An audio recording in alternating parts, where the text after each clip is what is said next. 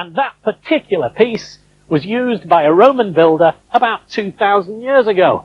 And he helped make these enormous walls at Burr Castle, which is just inland from Great Yarmouth. The fabulous thing about this castle or fort is that the walls have remained pretty much intact. There would, of course, have been a balustrade on top, but look how big they are. They go right the way round this enormous expanse.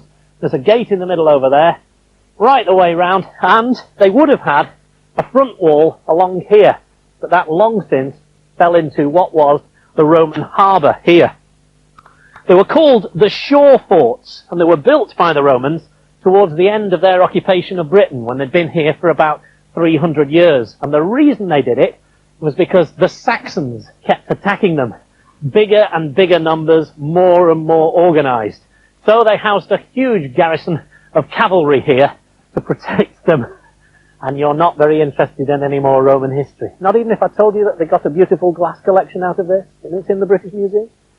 No? Okay. Well, how's about 20th century history? Living history. But early 20th century. I'll show you some now. Right, I'm going to take you on a trip around 3 churches, starting here at Ludham, which is a favourite spot, not just because of its beauty, but because of this, St. Benet's Abbey, which has been here since 1020, when King Canute gave some land to a religious order which had already been here for quite some time. Now, this is the old gateway to the Abbey, and the strange thing is that this wind pump has been built onto 2 of the legs of the gateway much, much later on. If you come and have a look inside, it's really strange. And this in itself was later used as a farm.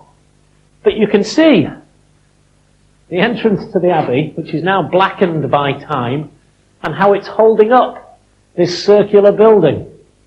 Really bizarre. But I suppose it's protecting the really old stone. We shouldn't complain too much. The Abbey grew in wealth and size because people kept giving it land.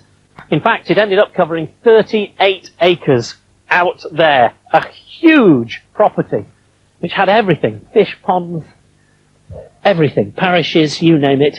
They were all in there.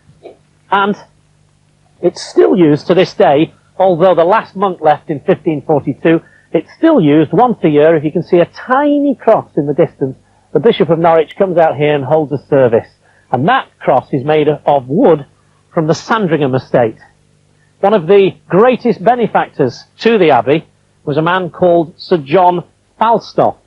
And if that name seems familiar, that's because Shakespeare used him as Falstaff. And both he and his wife are buried on this site. Stunning. Lots more to see though.